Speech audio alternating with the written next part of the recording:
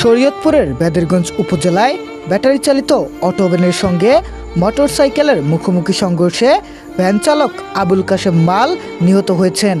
এ ঘটনায় মোটরসাইকেলের দুই আরোহী গুরুতর আহত হয়েছেন। আজ শুক্রবার 12 সেপ্টেম্বর দুপুর 1টার দিকে নারায়ণপুর ইউনিয়নের বটতলা মাঝিরবাড়ি এলাকার শরীয়তপুর টু চাঁদপুর আঞ্চলিক মহাসড়কে এই দুর্ঘটনা ঘটে। নিহত আবুল কাশেম মাল বেদেরগঞ্জ পৌরসভার ওহাব আলী মালের ছেলে।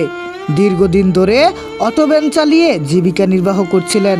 পুলিশ ও স্থানীয় সূত্রে জানা যায়, দুপুরে মালামাল নামিয়ে দিয়ে বাজারে ফেরার পথে কাশেম মালের ভ্যানটির সঙ্গে বিপরীত দিক থেকে আসা একটি মোটরসাইকেলের মুখোমুখি সংঘর্ষ হয়। এতে ঘটনাস্থলেই ভ্যান চালক নিহত হন। গুরুতর আহত দুই মোটরসাইকেল আরোহীকে স্থানীয়রা উদ্ধার করে বেদেরগঞ্জ উপজেলা স্বাস্থ্য কমপ্লেক্সে পাঠান। বেদেরগঞ্জ থানার officer in charge OC Mohammad Kamrul Hasan জানান, সংঘর্ষের ঘটনায় ভ্যান চালক ঘটনাস্থলেই মারা যান। আমরা মোটরসাইকেল ও ভ্যান উদ্ধার করেছি। মোটরসাইকেল চালক দুর্ঘটনার পর থেকেই পলাতক রয়েছেন। হাসপাতালে খোঁজ নিয়েও তাদের পাওয়া যায়নি। নিহতের পরিবারের পক্ষ থেকে অভিযোগ পেলে আইনগত ব্যবস্থা নেওয়া হবে।